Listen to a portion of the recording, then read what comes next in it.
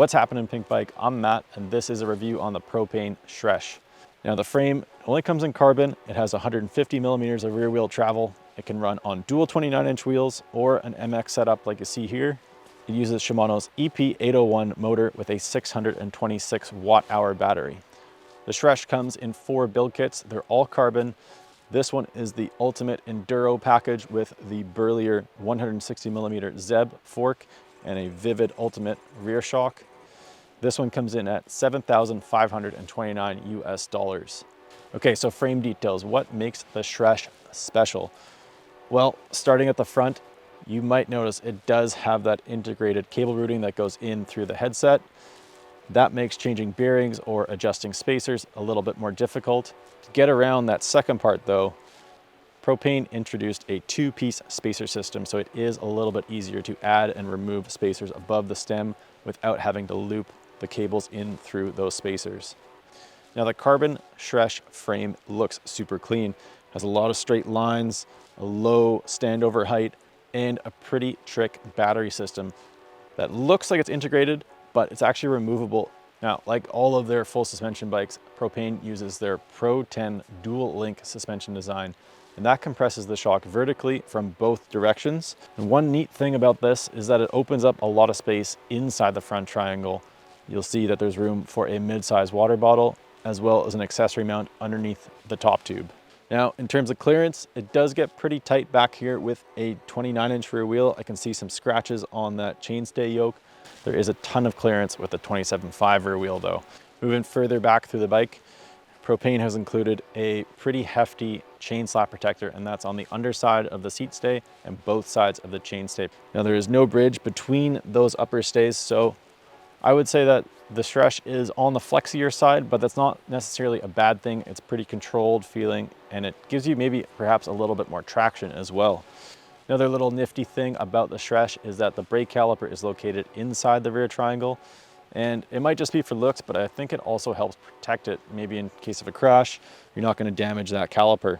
Lastly, the Sresh uses 140 millimeter boost rear wheel spacing and runs on that UDH, or universal derailleur hanger. So it's always easy to find a spare one of those. And how about the EP801 motor? Well, it's still very much a Shimano unit. It feels a lot like the EP8 motor.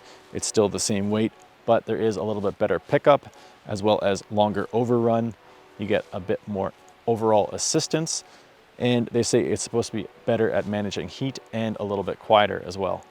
Okay, let's get into the geometry of the Sresh, because that's really what separates it as the all mountain bike versus the long travel Econo in their lineup. So to start, there are 4 sizes in the Sresh lineup, and those fit a pretty wide range of riders. We're testing a size large, uses a 65-degree head tube angle, and runs on a 160 mil fork. You cannot run a 170, that is not compatible with the frame.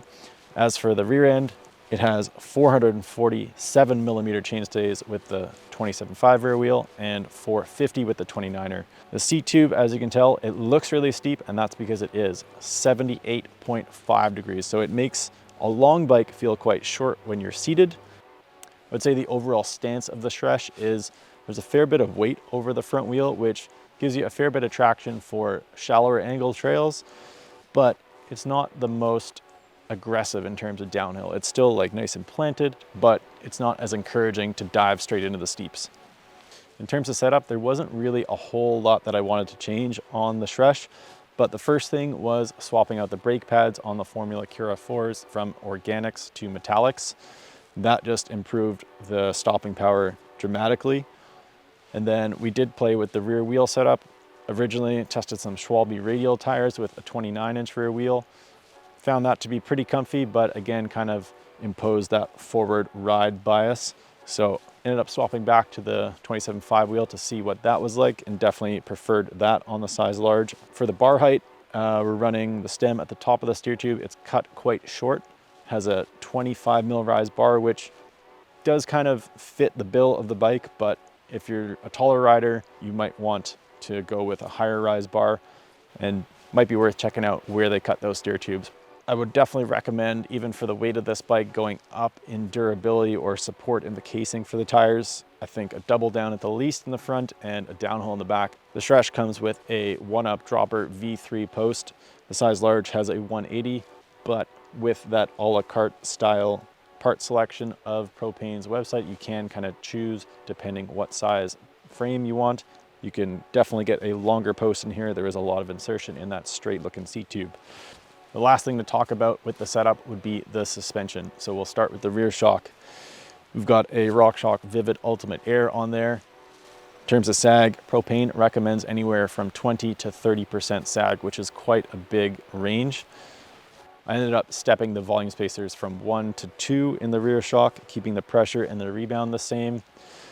But I did back off the hydraulic bottom out from fully closed to -3. In terms of the compression, RockShox has that sort of 5-position sweep with 0 being in the middle. Ran the high-speed compression 1 more closed than 0 or neutral, and then the low-speed 1 open. And that just kind of helped the bike settle into the travel a little bit more and give it more of an aggressive riding stance, but also handle those hard hits. Up front, the 160mm Zeb came with 1 volume spacer installed. Ran that anywhere from 83 to 85 PSI, depending on the type of trails we were riding. Ended up going to a second volume spacer in there and also playing with that. Okay, that kind of wraps up the tech details and setup of the Sresh. Now we're gonna get into some climbing and descending impressions of the bike, as well as talk about the battery range and the motor feedback on the trail. So taking the Sresh up a climb trail opposed to the road. So there are some tighter corners, a couple switchbacks, but as I mentioned, the Sresh is the all-mountain eMTB in the Propain lineup. It's got 150 millimeters of rear wheel travel and a 626 watt-hour battery. Weighs 22.1 kg. I think it's about 48 pounds. And it's a little bit quick on its feet. Really tuck it into these little pockets, climbing, descending. It's pretty mild-mannered e-bike, I would say. If you're looking for something more aggressive with longer range, you'd probably go for the Econo model in their lineup. So yeah, going through these corners, 65-degree head tube angle and 78.5-degree seat tube angle. And that motor, well, I would say it's a little bit quieter. Kind of running about halfway down the cassette. In eco mode here right now. We can get into higher cadence in the trail setting here. Just moving into some techie stuff. I'd say you can hear that overrun kind of spinning out as I let off. But we're up into, yeah, the higher cogs, and it's not as whiny, I'd say, as it used to be. But descending, we still have some things to talk about, Shimano. Okay, so dropping in on the Sresh.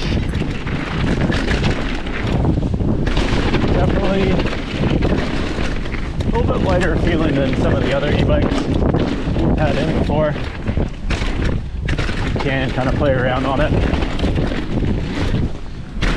I really wish you could put a 170 fork on that for around here. Woo! Late the inside on that one.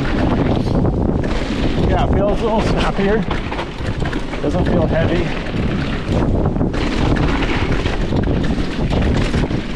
Hitting those big compressions, it does tend to feel a little linear right until the end. So, kind of hit down with a thud on some of the bigger impacts. Handles this shit very well, eats up all the little numbers.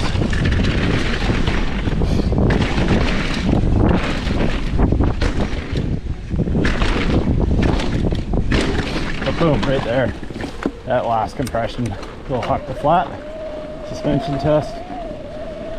It does kind of hit down pretty suddenly. This seems like as good a time as any to talk about the range of the Sresh. Mostly comes down to what mode you're in, of course, what tires you got, how much you weigh, the grade of the road, all those factors come into play, but overall I get roughly 1,000, maybe squeak 1,200 meters of climbing out on this if you're like limping it around. I would imagine most people are going to run it in boost for the first lap, maybe get up some steeper sections of trail, but you can also tune those levels accordingly. So I've actually bumped the trail mode up a little bit closer to the boost. Yeah, so we're talking about steep downhills and compressions on the old Sresh. It can do them, but you definitely got to work a little bit harder. Pay more attention on those steeper drop ends. But you get into the faster flow stuff. This is where the low weight, snapping your geo really comes alive. Oh, we got some fresh stuff.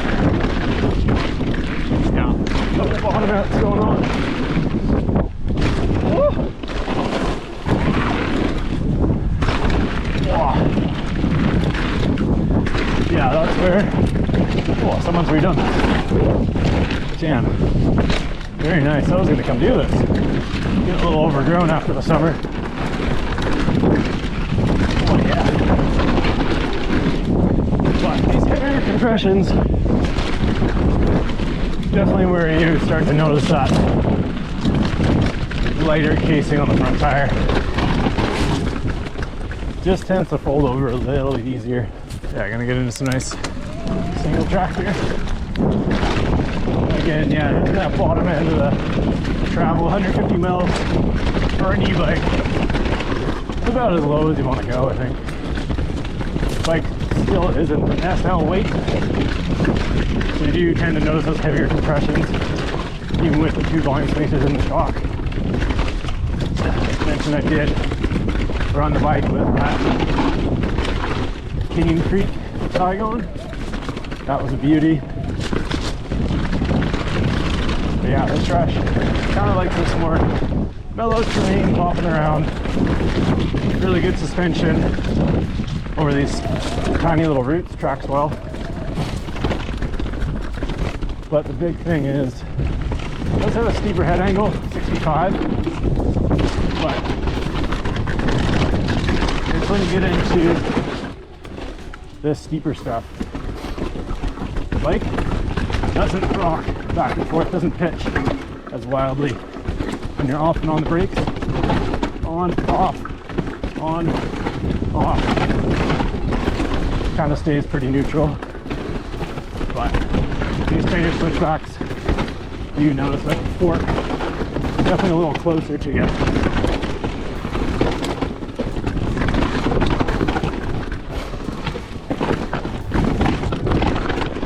Definitely rocky down here, pretty loose. And the reason that head angle can feel a little bit undergunned at times is the front wheel starts to tuck as soon as you turn those bars.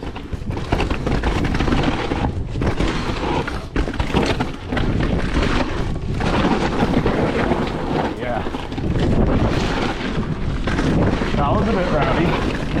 Definitely a lot of ruts down there after some water. But how good is the fall dirt? Okay, there you go. That's a pretty good tour of the Diamond Head Zone in Squamish. We just got some pretty good steeps, jumps, berms. Talked about the climbing and descending capabilities of the Sresh. So overall, yeah, it's a mid-weight package and some mild-mannered geometry, but it's definitely going to work for a lot of people just kind of doing all mountain stuff these days on these e-bikes. Definitely going to be some people that are digging this. Check out the rest of the review for all the details.